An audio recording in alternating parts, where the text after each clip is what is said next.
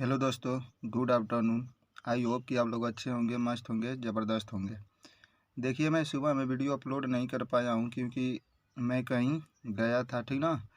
तो आज मैं दोपहर में ही वीडियो को अपलोड कर रहा हूँ, जिसमें हम लोग देखेंगे जीके या प्रैक्टिस सेट नंबर 1 देखेंगे। और संडे स्पेशल है। कल मैं सैटरडे स्पेशल में हिंदी का मॉडल पेपर करवाया था, जिसमें हम लोग मॉडल पेपर 2022 को देखे थे। आज हम लोग संडे स्पेशल में जीके जीएस देखेंगे, ठीक ना। और हर संडे को जीके जीएस देखेंगे संडे स्पेशल में। देखिए क्वेश्चन नंबर 1 कह रहा है, निम्न में से सबसे पुराना वेद कौन सा है। ऑप्शन दे रखा है ऋग्वेद, यजुर्वेद, सामवेद और अथर्ववेद। तो सबसे पुराना वेद बोला है ना, तो सबसे पुराना वेद आप बता देंगे ऋग्वेद, ठीक ना। कौन सा वेद? ऋग्वेद। अगर कोई पूछे ऋग्वेद को क्या कहा जाता है, ठीक ना, यानी ऋग्वेद क्यों कहा जाता है, तो आप बताएंगे ऋचाओं के, क्या बताएंगे, ऋचाओं के क्रमबद्ध ज्ञान के, ठीक ना, क्रमबद्ध ज्ञान के संग्रह को, क्या कहा जाता है? ऋग्वेद। यानी ऋचाओं के, ठीक ना, क्रमबद्ध ज्ञान के संग्रह को क्या कहता है? ऋग्वेद। ठीक। अब जो ऋग्वेद है, ऋग्वेद में जो अगर मंडल पूछेगा, ठीक ना, तो मंडल 10 होते हैं, ठीक। और इसमें सूक्त होते हैं, सूक्तों की संख्या कितनी होती है? 10 28 अर्थात 1028। अगर इसमें ऋचा पूछे, ठीक ना, ऋचाओं की संख्या अगर पूछे, ऋचाओं की संख्या, तो आप 10,462 बता देंगे। यानी ऋचाओं की संख्या 10,462 बताएंगे। और जो ऋचाओं को पढ़ने वाले होते हैं, ठीक ना, ऋचाओं को पढ़ने वाले को होत्र कहा जाता है। ये बार बार क्वेश्चन पूछता है हर पेपरों में कि ऋचाओं को पढ़ने वाले को क्या कहता है, तो आप बताएंगे क्या? होत्र कहा जाता है। अब यहाँ से अगर देखेंगे, अगर ऋग्वेद से चाहे या तो वेद से अगर क्वेश्चन पूछे कि गाय को ऋग्वेद में, ठीक ना, गाय को ऋग्वेद में क्या कहा जाता है, यानी गाय को लिखेंगे कहा जाता है किसमें? ऋग्वेद में। तो ऋग्वेद में गाय को अधन्य कहा जाता है। क्या कहता है? अधन्य, ठीक ना। ऋग्वेद में गाय को अधन्य कहा जाता है। अधन्य का मतलब होता है जिसका वध नहीं किया जाता है। अधन्य मीन्स जिसका वध नहीं किया जाता है, इसे अधन्य कहा जाता है।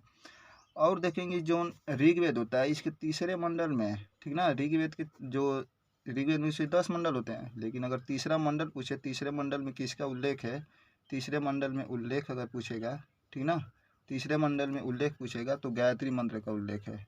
किसका? गायत्री मंत्र का। तीसरे मंडल में किसका उल्लेख है? गायत्री मंत्र का। तो ऋग्वेद से अगर इतना ही क्वेश्चन पूछेगा तो आप लोग अच्छे से बताएंगे। अब हम देख रहे हैं क्वेश्चन नंबर 2।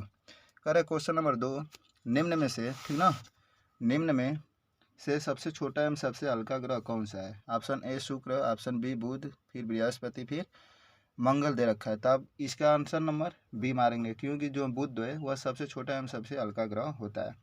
अगर शुक्र की बात किया जाए, जो शुक्र होता है, और एक बात और है, इसमें सूर्य के सबसे नज़दीक ग्रह पूछता है बार बार पेपरों में, तो सूर्य के लिखेंगे, सूर्य के सबसे नज़दीक ग्रह कौन सा है?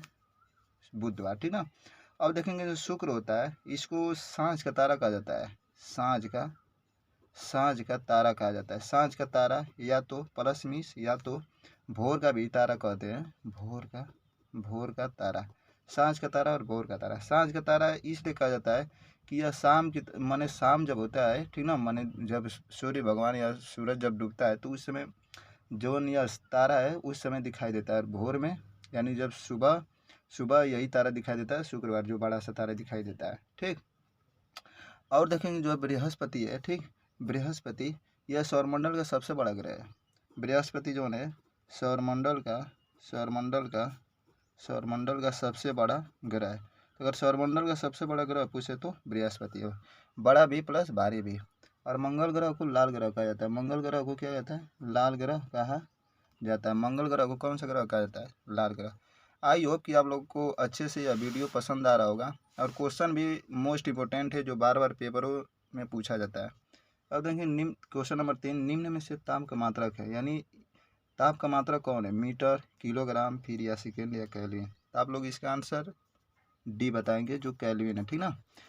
तो यह जो दे रखा है मीटर, यह लंबाई का मात्रक होता है। किसका?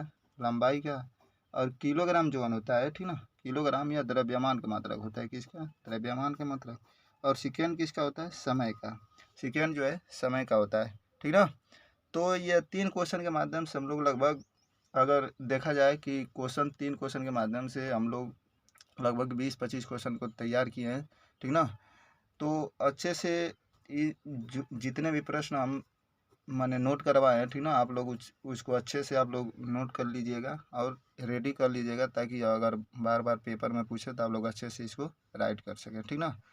मिलते हैं नेक्स्ट वीडियो में, तब तक के लिए धन्यवाद।